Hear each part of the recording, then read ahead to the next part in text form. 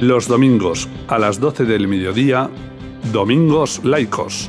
Una alternativa a la homilía dominical para despertar la mente y alimentar el alma. Domingos Laicos. Un programa para superar el paradigma confesional y favorecer la laicidad.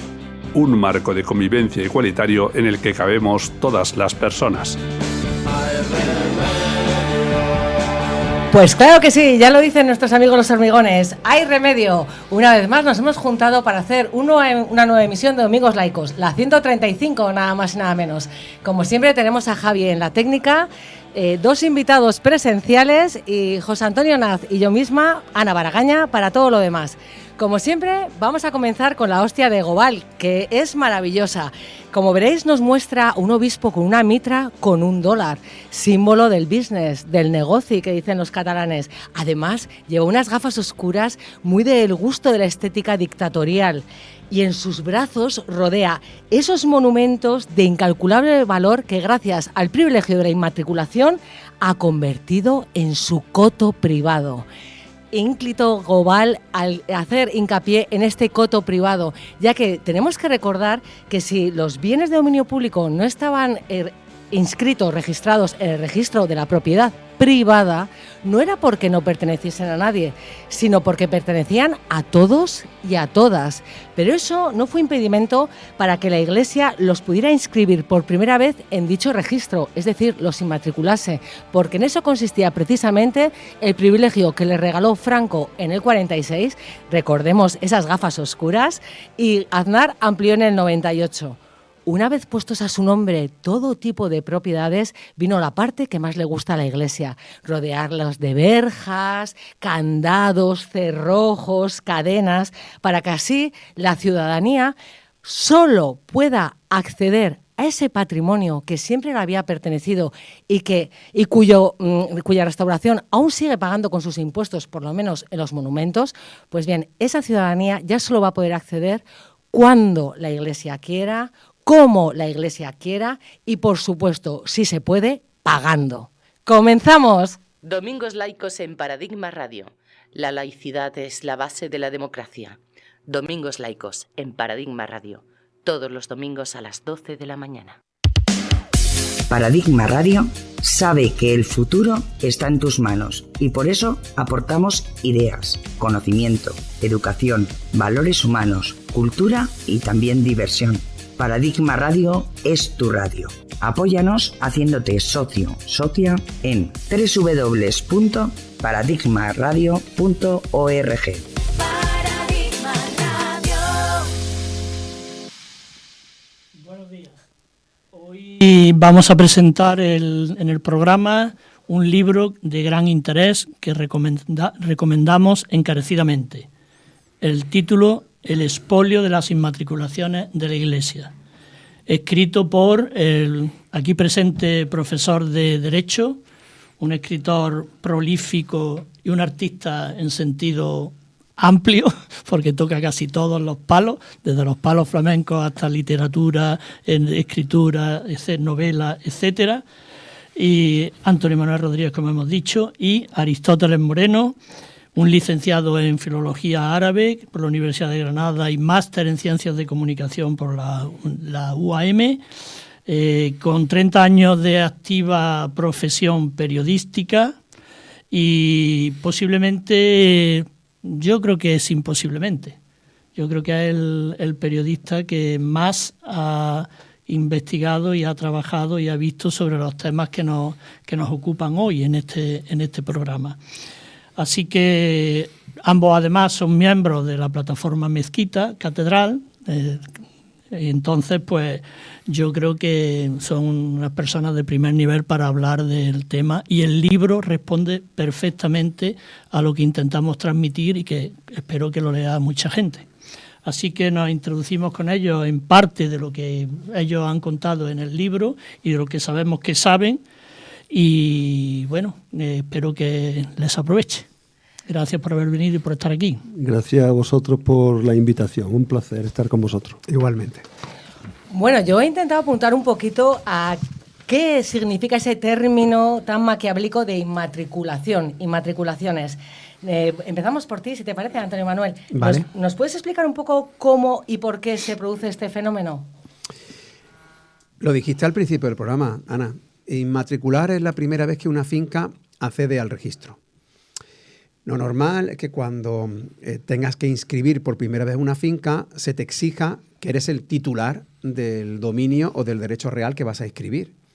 Lo normal para cualquier mortal es que acompañes pues, el contrato de compra-venta, una escritura de donación, que lo has heredado. Pero en el caso de la jerarquía católica, disfrutó de un privilegio que concedió el franquismo en 1946, aunque el artículo trae causa anterior, pero es un poco complejo para explicarlo ahora, por el que la Iglesia volvía a ser, porque no había dejado de serlo, salvo en la Segunda República, una administración pública, y los obispos tenían la condición de fedatarios públicos. ¿Eso qué significaba? Que le bastaba autocertificarse. Es decir, el título ya no era una compraventa, no era un legado, no era una donación, sino la certificación eclesiástica que se hacían a sí mismos, ¿no? Gracias a ese privilegio, pues pudieron inmatricular miles de bienes hasta 1978, que yo creo que es la cifra, el año más importante, a mi juicio, con diferencia. Mucho más que el término de Aznar. Voy a intentar explicar por qué. Porque cuando llega la Constitución y formalmente se separa la Iglesia del Estado, sin embargo, no se regula el destino de los bienes que hasta entonces habían estado en posesión de la jerarquía católica. No que fueran los titulares, pero sí lo estaban poseyendo. Eso es una anomalía democrática. ¿Por qué?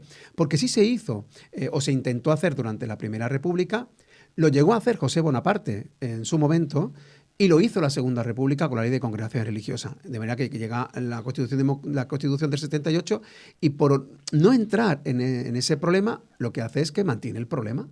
Y ese problema lo aprovechó la jerarquía católica para seguir inscribiendo bienes. Especialmente hay un pico en la década de los 80, y cuando llega el Partido Socialista al poder parece que de repente le entra como un pánico y ahí hay un pico de inmatriculaciones, pero el más importante se produce con la reforma de Aznar de reglamento hipotecario, en el que simplemente por un decreto permitió inmatricular los templos de culto que hasta entonces habían tenido una consideración de dominio público. Y ese, digamos, ha sido el íter que ha provocado la inmatriculación de aproximadamente unos 100.000 bienes y de más del 80% del patrimonio histórico del Estado. Bueno, Aristóteles, aunque el decreto permite inmatricular desde 1998, parece que hasta 2007 no se conoce, al menos lo que tenemos entendido, la primera en Navarra, donde por primera vez se empieza a tener constancia un poco de este fenómeno. ¿Por qué crees que no se ha sabido antes o qué ha pasado en ese tiempo? En 1998 Aznar lo que hace es ampliar el privilegio de los obispos.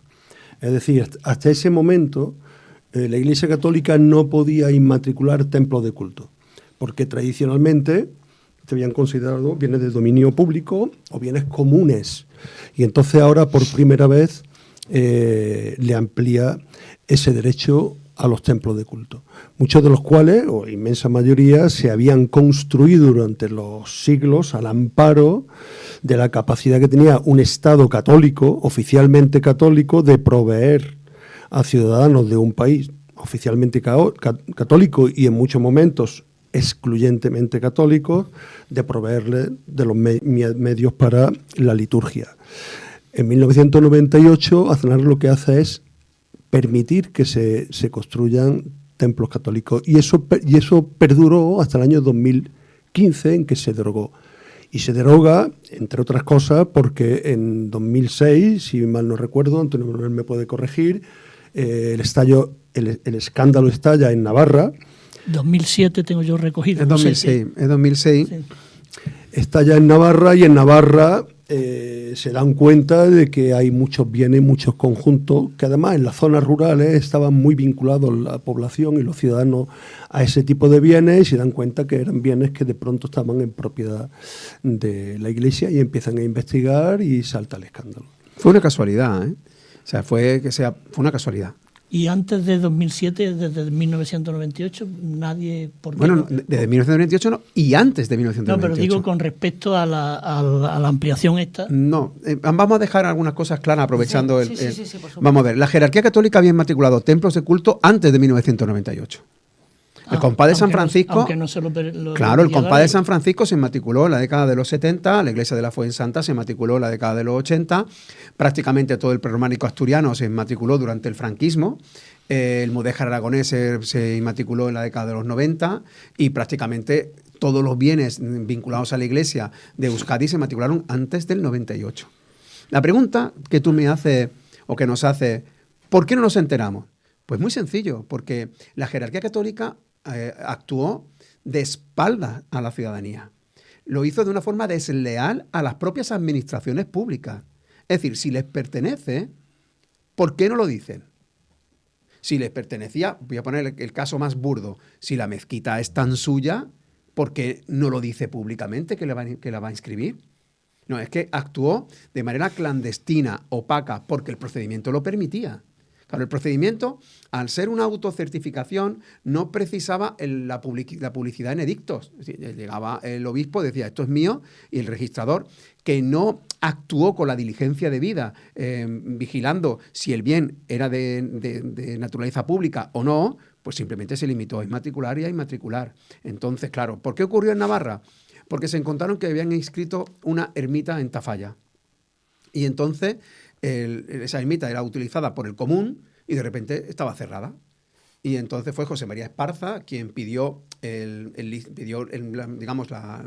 la prueba, que no sé si fue en el catastro o en la diputación, es decir, no fue en el registro, y tuvo la inmensa fortuna que de repente, en vez de darle la notificación de esa ermita, le dieron la notificación de 1086 bienes. O sea, de repente, de una tacada, se enteran de la inmatriculación de 1086 bienes. Eso provoca una distorsión mediática de creer en muchísimos lugares que solamente se ha producido en Navarra. Es verdad que nosotros muchas veces nos hemos movido por todo el Estado y decimos, esto fue lo que pasó en Navarra. No, porque al estallar en el 2006 en Navarra y hacerse público a lo largo del 2007, la gente pensó que estaba fundamentalmente allí. Pero esto es un fenómeno que se hizo de forma organizada, meticulosamente planificada, y que, como digo, tuvo su explosión en 1998. Lo mismo pasó con la mezquita. La mezquita nos enteramos por una pura casualidad, porque a raíz de una pregunta que me hizo un amigo, le dije, pues solicita la inmatriculación. Entonces la pidió y fue cuando nos enteramos que había estado inmatriculada, si no, tampoco nos hubiéramos enterado. Uh-huh. Bueno, ahí lo que pasa es que en Navarra además hubo una reacción de ayuntamientos, hubo una asamblea de municipios y todo eso y demás, y es cuando se da a conocer sobre todo el claro, es que allí el movimiento fue municipalista. Fueron los ayuntamientos los que conformaron una plataforma de municipios y empezaron a reivindicar y a trabajar, y hay más de 200 municipios creo que forman parte, y claro, es una plataforma distinta, no es de ciudadanos, sino además allí disponen de recursos económicos para trabajar esta historia y de interlocución directa con las administraciones autonómicas. Y claro, de hecho, ahora mismo en Navarra, que están investigando por primera vez de forma seria, organizada y pormenorizada los bienes comunales, que tienen la misma consideración que bienes públicos, y de hecho en la Constitución están protegidos expresamente, y han identificado decenas, y pueden ser centenares, de bienes comunales que han sido inmatriculados por la Iglesia. Según la Constitución española, el Estado es aconfesional. El artículo 16.3 dice: ninguna confesión tendrá carácter estatal. Paradigma Radio. Bueno, dedicáis una buena parte del libro a la mezquita de Córdoba como paradigma del expolio.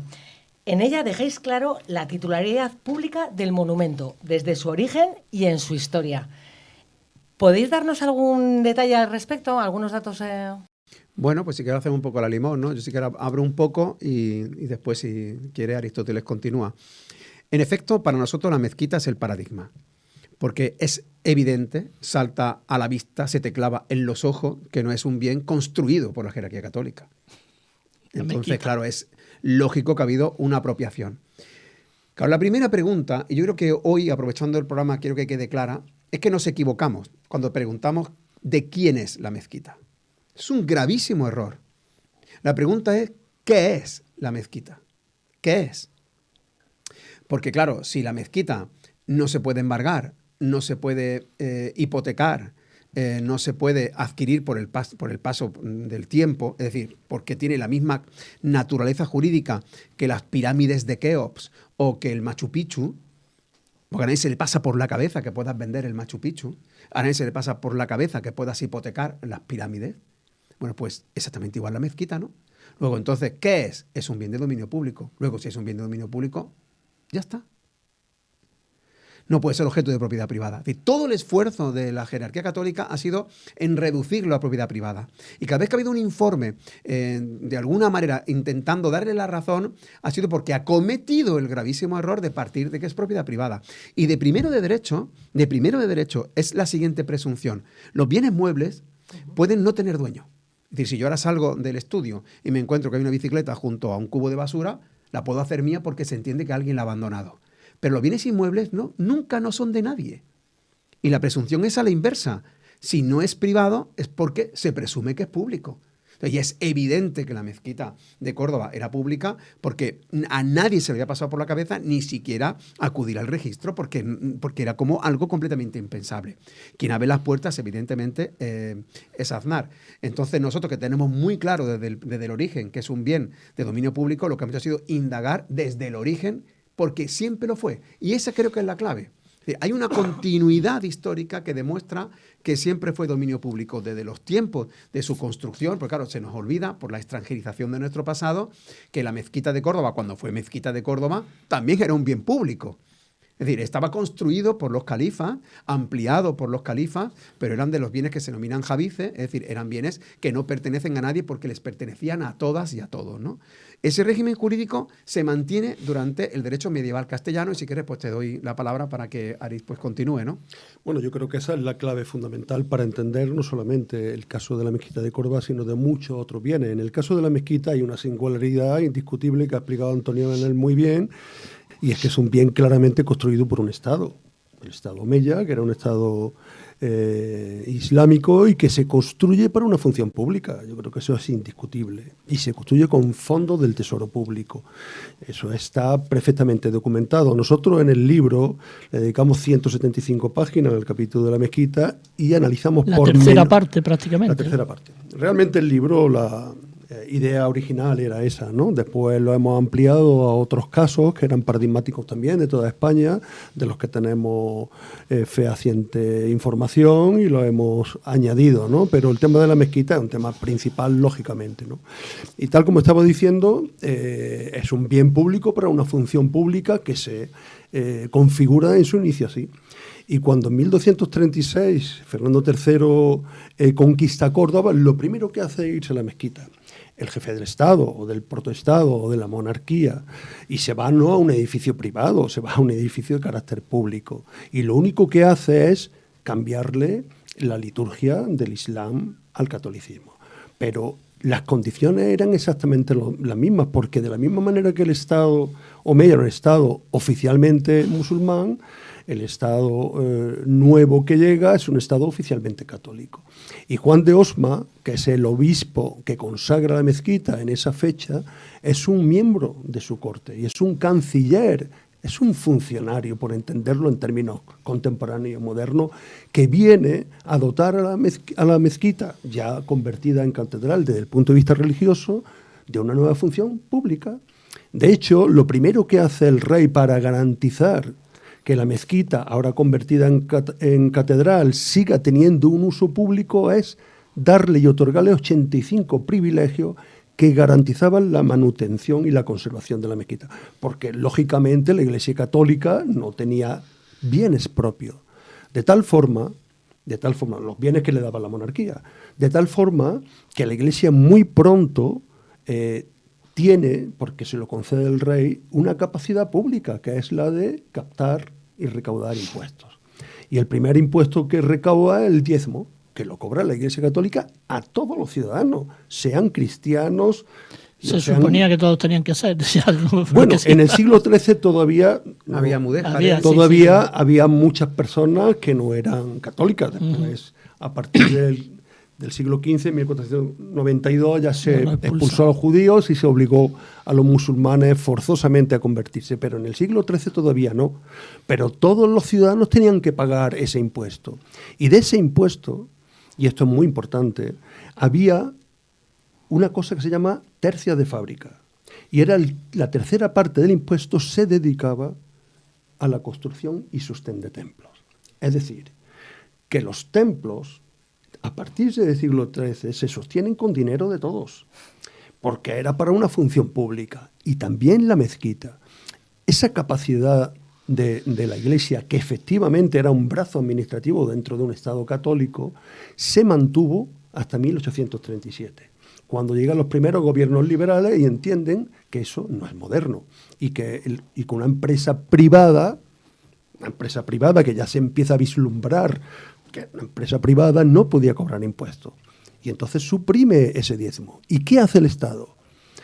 Crea un ministerio de justicia y culto, porque el culto católico seguía siendo todavía una obligación y una competencia estatal.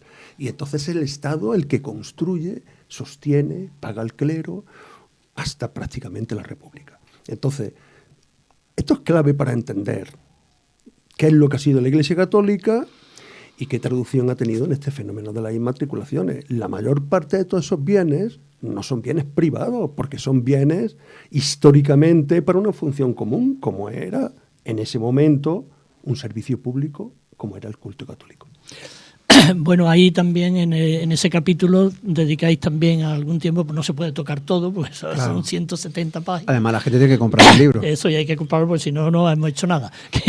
Lo que sí, dedicáis una parte a desmentir toda una serie de bulos que se han mantenido para explicar que históricamente eso pertenece a la Iglesia Católica, como por ejemplo la famosa donación que se cuentan de que hubo una donación del rey al cabildo, o también que eso históricamente era una basílica y tal. Bueno, lo de la Basílica de San Vicente, que es un mito que ha perdurado durante mucho tiempo y que los propios arquitectos del cabildo han desmentido, es decir, que es algo que ya está perfecto. Los arqueólogos. Perdón, arqueólogos. Los arqueólogos han desmentido y que asombrosamente lo siguen manteniendo en su fuente de información, a pesar de que ya está desmentido, ¿no? Es que daba igual que hubiera una basílica o una piscina municipal. Da igual. Es que en realidad, de hecho, el subsuelo, los yacimientos del subsuelo son dominio público. Sí. O sea, yo muchas veces suelo decir que el subsuelo de la mezquita es dominio público y el San Rafael que está justamente arriba en el alminar también. Claro. Es decir, que desde el o sea, alguien tiene que explicarme por qué el alminar, el final del alminar es público, el subsuelo es público y las aguas son públicas y todo lo demás no. O sea, algo ha pasado ahí, ¿no? Es como un sándwich, ¿no? No, pero me interesa mucho lo que acaba de decir de lo del bulo, porque, verás, se nos ha olvidado, y me gustaría que no lo volviésemos a olvidar nunca más, que lo de la donación es una respuesta de la jerarquía católica a los desmentidos que hicimos desde la plataforma y desde la ciudadanía. Porque si el argumento original es que hubo una donación, ¿por qué al inmatricularla no lo dijeron? Claro. Es tan sencillo como eso. Si de verdad piensan que fue donada, entonces, ¿por qué no dijiste, aunque no la presentara, dijiste, pues esto es mío porque me la donaron? Pero en realidad la Iglesia tuvo que desmentirse 3 veces. 3 veces. La primera fue que nada más nosotros denunciar el escándalo, dijeron que no, que eso era suyo porque lo habían consagrado. Entonces salimos a la palestra para decir, perdone usted, mire el Código Civil y comprobará que desde la época de las partidas la consagración no es una forma para adquirir el dominio. Entonces tuvieron que rectificar.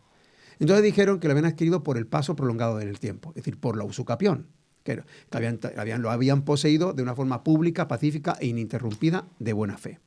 Bien, mira, esto se da en tercero de Derecho. En tercero de Derecho se estudia algo tan simple que cuando alguien adquiere algo por usucapión es porque no era suyo. Claro, si es tuyo, no lo tienes por qué usucapir. No. Esto de verdad es tan simple como eso. Entonces, claro, si no era tuyo y lo has tenido que usucapir, ¿de quién era? Porque vayas a decir que es público, porque si es público, entonces no se puede usucapir. Entonces, ya es la segunda vez que se equivocan. Y entonces tienen que volver a rectificar por tercera vez y es cuando se sacan de la chistera la donación. La donación es un trampantojo y a mí me gustaría que se entendiera. Es decir, en realidad es una farsa. Y voy a explicar, es que este tema es jurídico, complejo, pero voy a intentar explicarlo lo mejor que se pueda entender. Mirad, en nuestro derecho hay una fórmula de usucapir que se llama secundum tabulas. Es usucapir conforme al registro.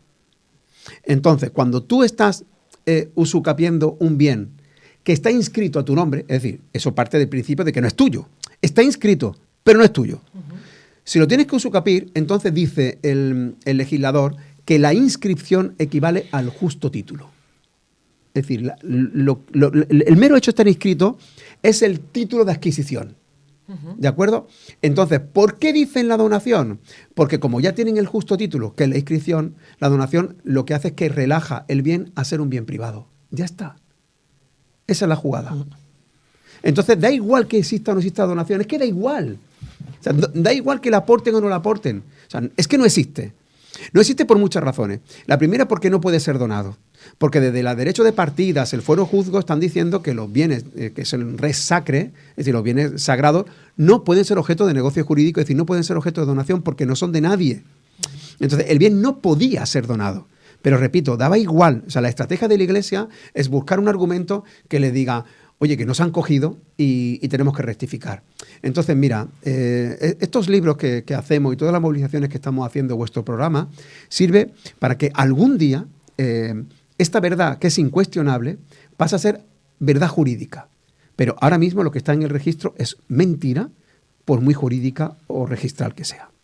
Muy bien. Bueno, si os parece, vamos a hacer ahora una pequeña pausa musical con Inmatriculemos a Devan. No os lo podemos poner entero, pero por favor buscadlo en internet porque vale muchísimo la pena. Bueno, Inmatriculemos. Inmatriculemos está hecho expresamente para el tema de las inmatriculaciones. Exacto, exacto. Está hecho.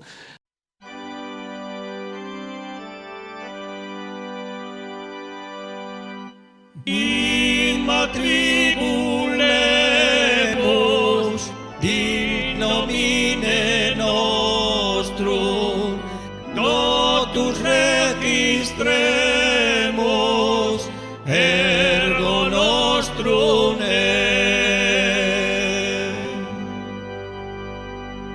Inmatriculando lo que no está escrito, vamos registrando en nombre de Cristo. Cobramos entrada por ver lo que es vuestro. Qué buena jugada, esa es de maestro. Que no robaréis, dijo el Galileo, mientras metéis mano a diestro y siniestro. Pagamos tributo por ver lo que es nuestro. Si baja el Señor, os echa del templo. Bueno, ya hemos apuntado ahora un poco, pues eso, como en el 2006 se inmatriculó la mezquita y bueno, a partir de entonces, desde Europa Laica, por ejemplo, en 2012 pues se lanzó una campaña en Córdoba para la recuperación. En febrero del 2014 se creó la plataforma Mezquita para Todo, bueno, que al final es Mezquita Catedral ahora. Esta plataforma consiguió un gran apoyo popular y cientos de miles de adhesiones y además sigue trabajando un desarrollo continuo por la recuperación y el uso correcto del monumento. Pero ¿cómo es posible que las administraciones públicas no se impliquen un poco más? O sea, ¿cómo es posible que esa celosía de Rafael de la Hoz siga rota en un almacén, que el Tribunal Supremo haya dado la razón, no se tenía que haber quitado, pero no se obligue a la reposición y tengamos ahí un toldo ignominioso en su lugar? ¿Cómo os explicáis que se consolide el expolio, que lo permitan? Bueno, yo creo que en gran medida las administraciones públicas no se han creído la competencia que la Constitución y la ley les otorga de cuidado, tutela y vigilancia del patrimonio histórico. Y algunas de ellas... Competencia y obligación. Obligación, claro. De hecho, todas las leyes que se crean al final del siglo XIX y principios del XX, el patrimonio histórico en España tiene un estatus jurídico muy particular, independientemente del titular quien sea. El titular de un bien del patrimonio histórico no puede hacer lo que quiera con el patrimonio histórico. Está sujeto a unas reglas muy restrictivas en su intervención y actuación, lo que revela que es un bien muy especial. En el caso de la mezquita y en el caso de las inmatriculaciones, claro, no todas las administraciones tienen la obligación en el sentido siguiente. La derecha española no va a poner en duda nunca la propiedad privada de la Iglesia y, por lo tanto, va a trabajar, y lo ha hecho, y lo ha trabajado en todos estos años, desde que surgió la polémica, y ha remado a favor de la Iglesia. Y la administración pública o los partidos de izquierda, cuando han estado en la oposición, lo han visto muy claro y, de hecho, han presentado en el Congreso de los Diputados iniciativas, no una ni dos, incluso un compromiso en la sesión de investidura del presidente del Gobierno, donde anunciaba reformas legislativas para acabar con este privilegio de las inmatriculaciones. ¿Qué ha pasado después? Bueno, es evidente que no han querido abrir un frente y un nuevo conflicto con la Iglesia Católica y han preferido centrarse en otras cosas. Desde nuestro punto de vista, de una manera cobarde y poco comprometida con la defensa del patrimonio. Nosotros esperamos que en un futuro la cosa cambie, ¿no? Y tengan un mayor compromiso y puedan tomar iniciativas concretas para neutralizar o deshacer este enorme entuerto que ha conseguido primero vulnerar el espíritu constitucional y después privatizar una gran parte del patrimonio histórico de España, ¿no? Que esto es de una extrema gravedad. Así que, bueno, no sé qué piensa Antonio Manuel, pero eso, claro, en realidad eso es un caso de prevaricación. Tú tienes unas responsabilidades que voluntariamente o de manera no se sabe por qué no ejerces. No. Es que falta, para que se entienda bien, el problema es que falta una ley. El problema ha surgido porque, como digo, en el 78 ni se declaró inconstitucional ese privilegio, que no hacía falta. Porque ya la Constitución ya... No hacía falta porque cuando la inconstitucionalidad es sobrevenida y es burda, no hace falta una norma concreta de derogación. Para eso está la disposición derogatoria de la propia Constitución. Pondré un ejemplo muy simple. Imagínate que la norma que impedía a las mujeres matricularse en la universidad sin la autorización del marido. Pues bien, si tú vas a matricularte en 1985 y alguien te dice, no, es que sin la autorización de tu marido no te puedes matricular, te dice, bueno, perdona, ¿en base a qué? A esta ley. Esta ley está derogada por inconstitucionalidad sobrevenida. Claro, a partir del 78, la administración pública es Iglesia, no. Los obispos son funcionarios públicos, no. Luego esa norma está derogada por inconstitucionalidad sobrevenida. Pero que hace falta una norma más, y es determinar en qué caso y en qué condiciones un bien de extraordinario valor histórico y cultural debería pertenecer al dominio público. Esa tarea sí la hizo la Segunda República, pero no la hicieron en el 78. Entonces no pueden prevaricar porque no hay norma. Claro, es que no hay una norma a la que agarrarse. Otra cosa es la obviedad. O sea, que nosotros defendamos y que podamos argumentar jurídicamente que la mezquita de Córdoba o la catedral de Burgos es un bien de dominio público, es perfecto, pero no hay una norma que diga que la catedral de Burgos es un bien de dominio público. Ese es el verdadero problema. Entonces, claro, para solucionar este entuerto hay que hacer dos cosas. La primera es declarar inconstitucional todas las inmatriculaciones practicadas desde 1978. ¿Eso se puede hacer? Sí. ¿Eso le quita algo a la Iglesia? No. ¿Por qué? Porque la Iglesia puede inmatricular todo aquello que demuestre que le pertenezca. Claro. Lo que pasa es que ya sin el privilegio tendrá que acudir caso a caso y demostrar que le pertenece. Uno. Pero luego dos, el Congreso tiene que legislar y poner en qué caso esos bienes de extraordinario valor pertenecen al dominio público. Y no lo han hecho. Y nosotros lo hemos intentado por varias vías, ¿no? Incluso la última reforma del texto refundido de la Ley de Patrimonio Histórico mantuvimos una lógica que es aplastante, ¿eh? Mirad, los bienes muebles que estén dentro de un edificio religioso, que sea bien de interés cultural, los bienes muebles no pueden enajenarse nada más que a la propia Iglesia o al Estado. Es decir, no pueden formar parte del tráfico ordinario.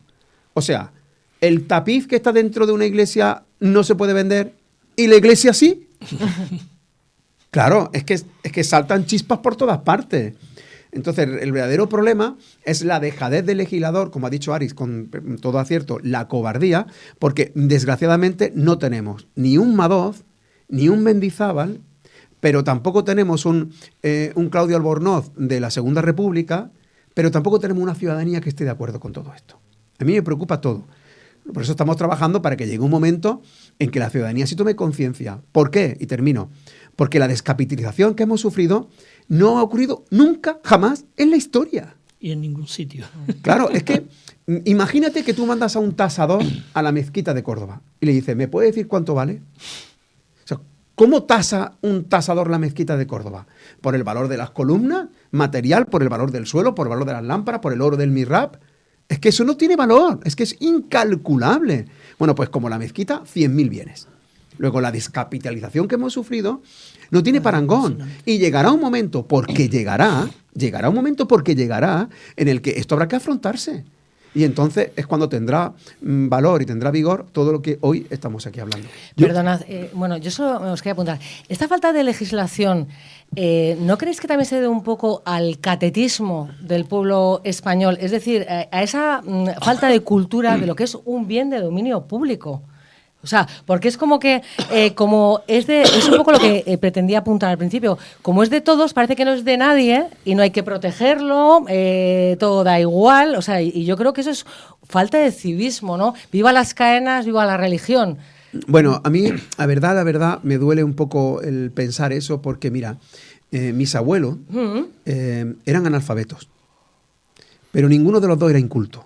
No es lo mismo. No es lo mismo, no es lo mismo, ¿no? Mis abuelos tenían clara conciencia de que gran parte de los males que estaban padeciendo en los albores de la Segunda República provenía de las manos muertas que tenía la Iglesia en su poder. Y no hacía falta que leyeran ningún manual, conocían la realidad. Yo creo que tú has dicho una gran verdad. Cuando a ti te causan un daño tan grande, no te duele. Sin embargo, yo estoy totalmente convencido de que saldrían a la calle si dijeran que van a prohibir el rocío. O, por ejemplo, saldrían a la calle si dicen que van a expropiar al Betis. O saldrían a la calle si dicen que le van a cambiar el nombre al Guadalquivir. Es decir, sí hay vínculos identitarios y sí hay vínculos emocionales, materiales e inmateriales que provocarían este dominio. Lo que no hay es la conciencia de que esa pérdida te está provocando un daño. Ahí está la diferencia. Pero llegará, eso ocurrirá, porque le pasó a mi abuelo. A mis abuelos le pasó. O sea, la decisión que toman los desamortizadores no es una decisión contra la Iglesia. No, de verdad que no. La Iglesia y el Estado era la misma cosa. Eso hay que repetirlo 200 veces hasta que no se nos meta porque nos han hecho creer una mentira. La desamortización no fue privar a la Iglesia de sus bienes. No, porque no eran de la Iglesia, eran del Estado. Lo que hicieron los desamortizadores es, oye, aquí tenemos unos bienes que no producen nada.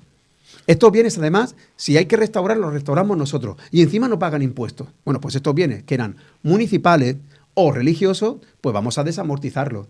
Y cuando lo desamortizan, una pregunta obvia. ¿Cobró algo la Iglesia en concepto de justiprecio? No, porque no eran suyos. Si a mí me expropian mañana mi casa, me tienen que pagar un justiprecio. Cuando se produce la desamortización, ¿la Iglesia cobró algo? No, porque no era suyo, porque no era del Estado. Entonces, ¿en aquel momento había una conciencia social que estaba mayoritariamente de acuerdo con eso? Sí. Cuando llega la Segunda República, ¿hay una conciencia social mayoritaria diciendo que los bienes de la Iglesia tienen que separarse de los bienes del Estado? Pues sí. ¿Y hoy hay esa conciencia? No, pero esa conciencia no la tienen ni gente, entre comillas, pido disculpas, analfabetos, ni catedráticos de universidad. No, pero si el catetismo no tiene, puede ser culto y ser un cateto en el sentido de pero no valorar lo público. O sea, a eso me refiero. Eso sí, totalmente de acuerdo.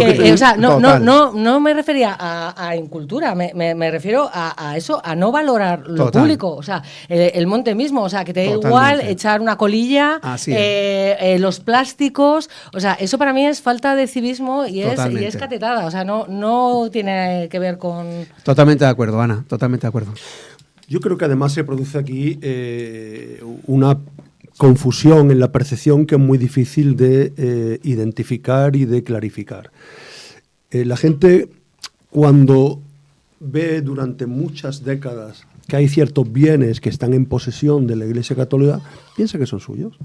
Y sobre todo si esos bienes están consagrados. se ha producido históricamente una vinculación automática de propiedad con culto. Y esto es difícil de deshacer, ¿no? Hay que hacer un esfuerzo para explicar que el culto católico durante siglos fue un servicio público en el que el Estado y toda la sociedad contribuía de forma activa.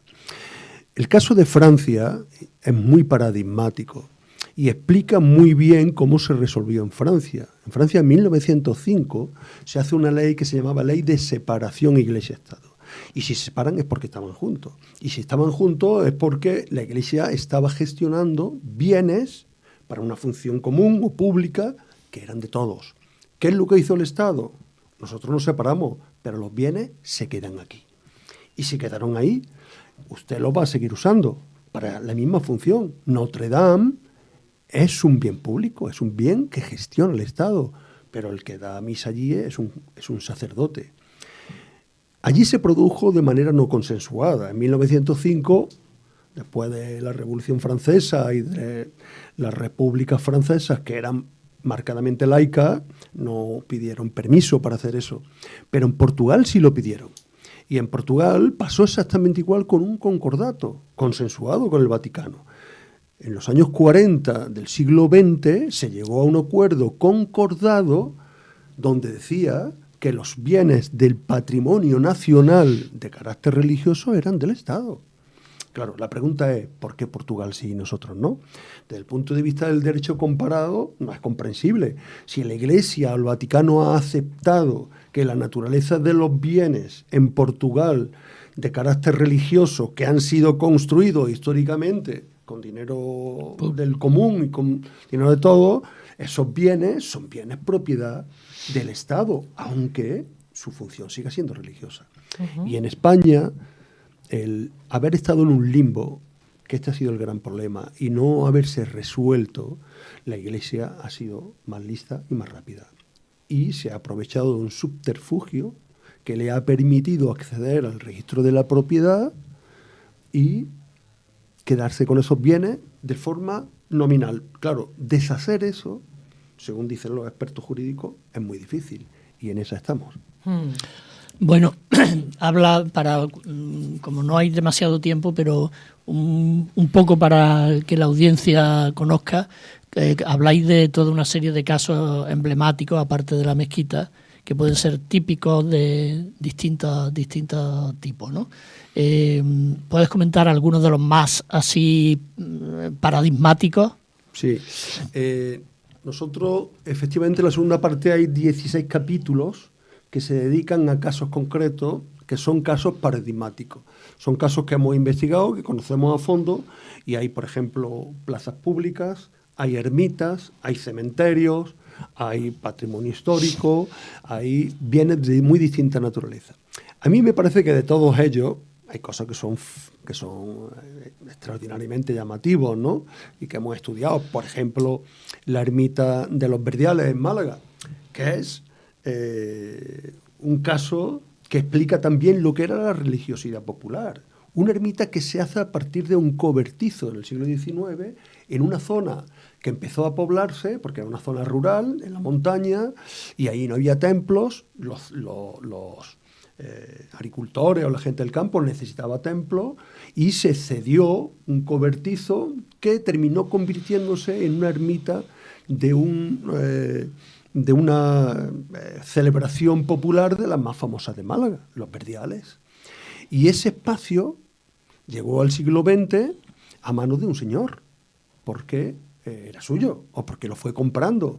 Y ese señor registra esa ermita en el registro de la propiedad y aporta 11 documentos de compraventa y de reformas que él hace y dinero que se gasta, que demuestran y acreditan sin ningún género de duda que era suya. Bueno, pues poco después llegó el obispo al mismo registrador de la propiedad, inscribió el bien, en un caso flagrantemente antijurídico, porque... De complicidad del registrador también. Bueno, no sabemos, pero es que ese bien ya estaba registrado. Claro.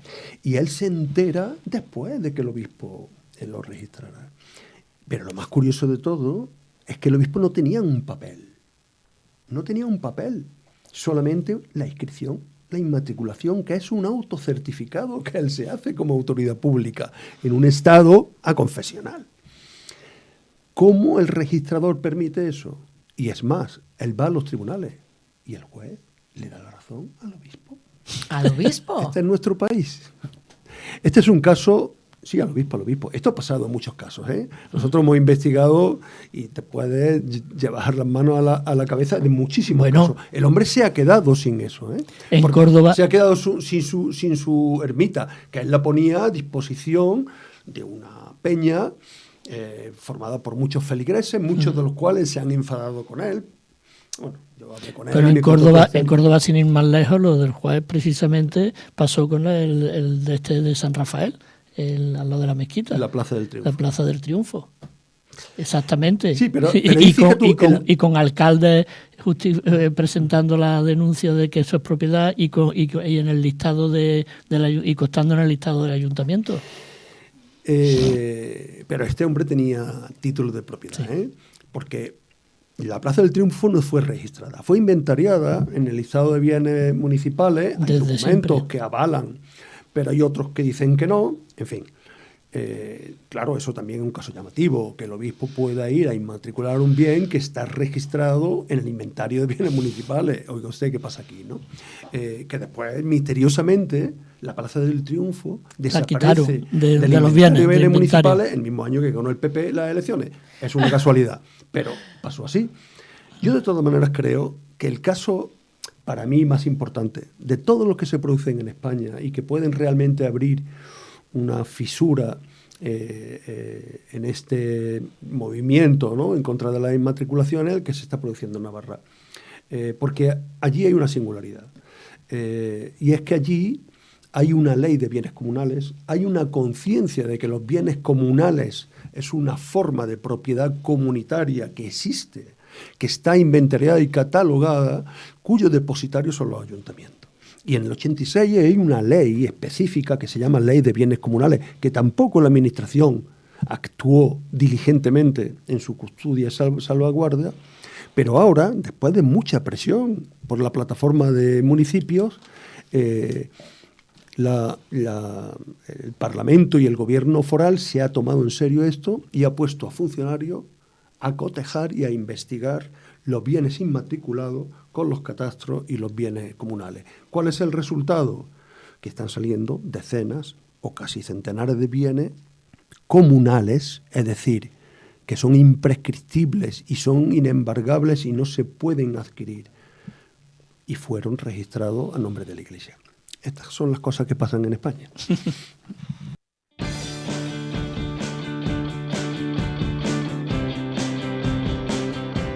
¿Quieres contribuir a crear una sociedad en la que quepamos todas, todos, todes, en igualdad, sin ningún tipo de discriminación y sin privilegios a las confesiones religiosas? Si defiendes la libertad de conciencia, asóciate a Europa Laica.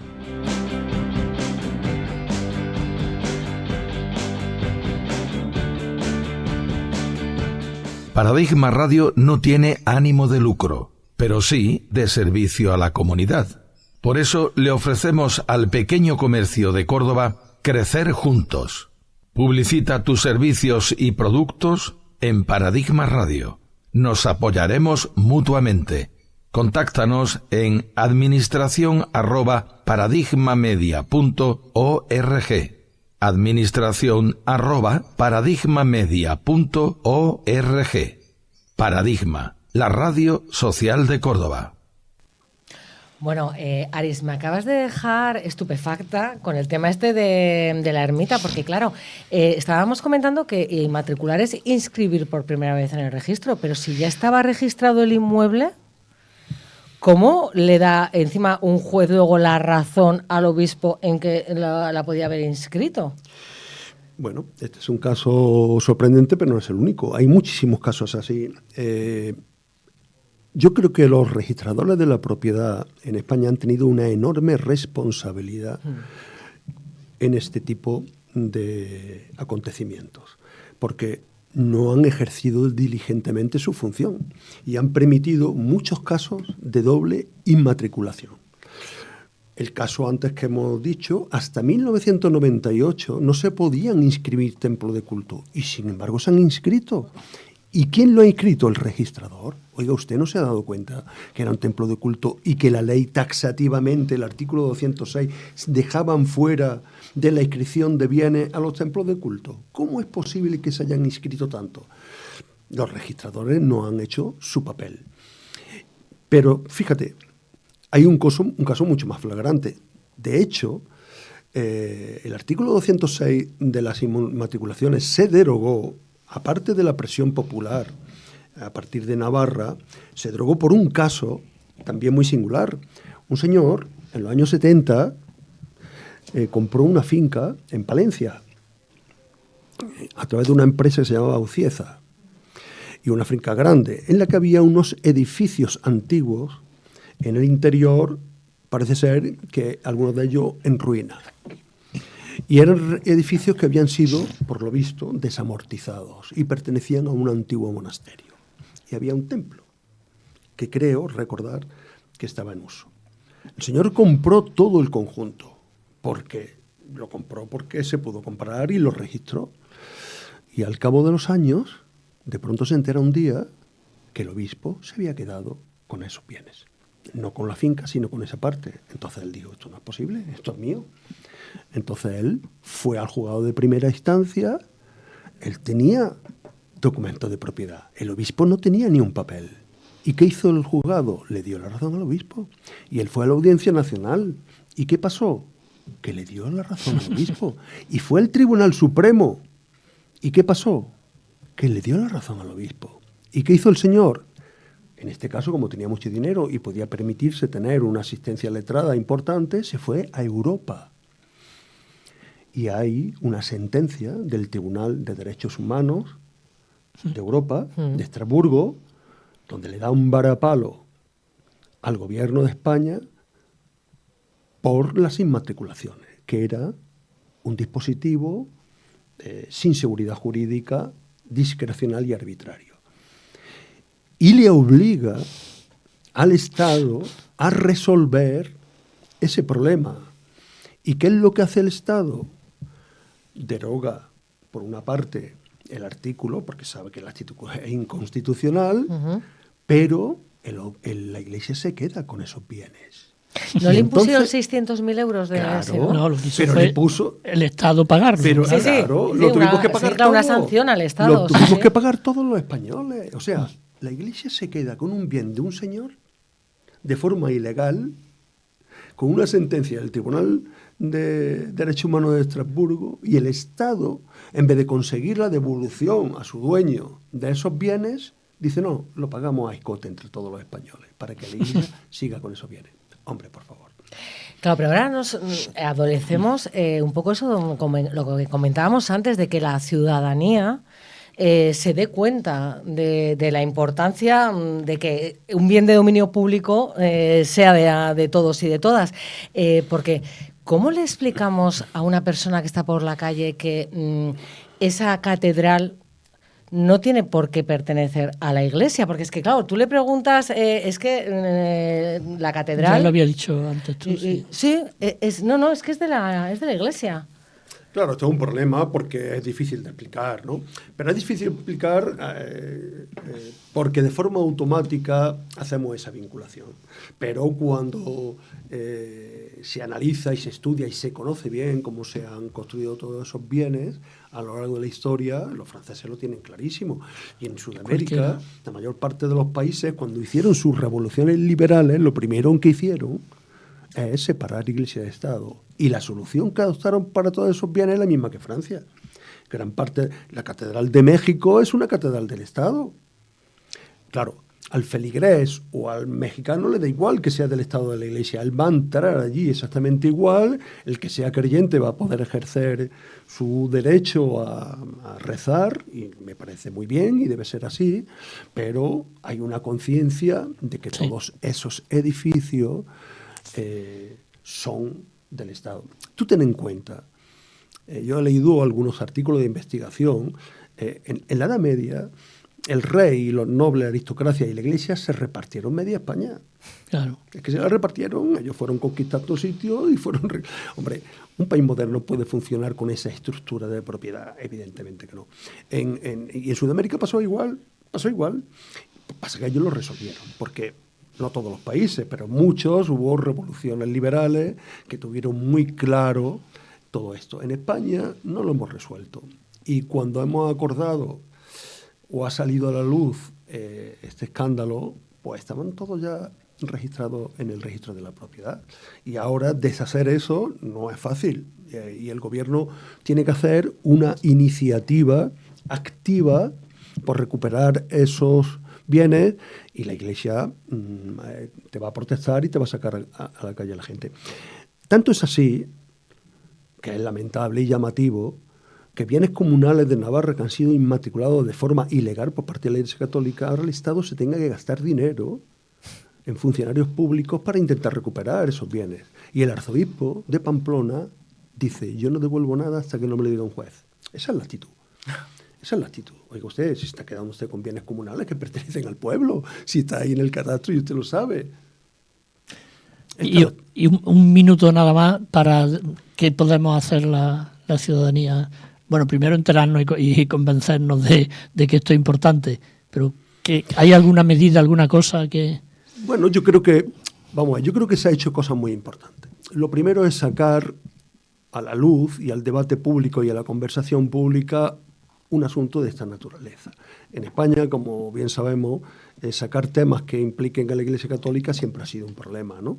Y siempre ha habido una división social, ¿no? Entre otras cosas porque han utilizado la carta fácil, ¿no? Del anticlericalismo y de tal, ¿no? Y esto es un problema patrimonial y cultural, no es un problema religioso. Aquí nadie está discutiendo que los creyentes tengan derecho a rezar y lo van a seguir teniendo, y además yo creo que constitucionalmente está garantizado y así debe ser, ¿no? No hay ningún problema. Pero, claro, son bienes que nos pertenecen a todos. Yo creo que libros como este y otros que se han escrito van a poner sobre la mesa de manera ordenada y explícita qué es lo que ha pasado, y yo creo que hay que seguir insistiendo y esperar a que una coyuntura política en un futuro, espero que no muy lejano, pueda reflexionar sobre esto de otra manera.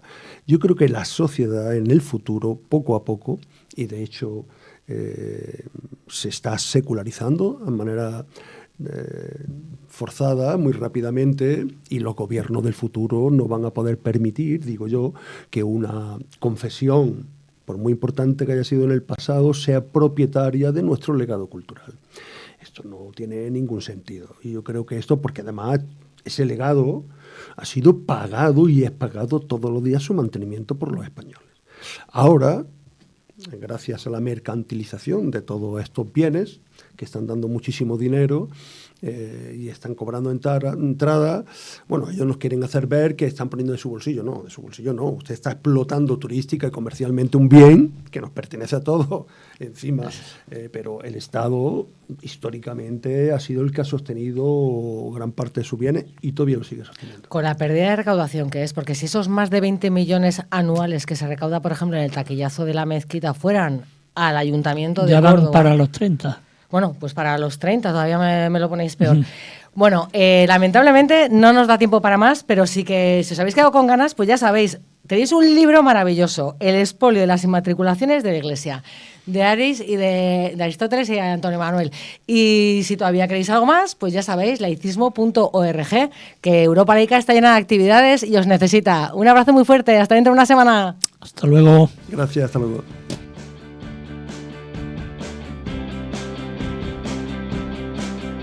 Aquí acaba el Domingos Laicos de hoy. Si te ha gustado, compártelo.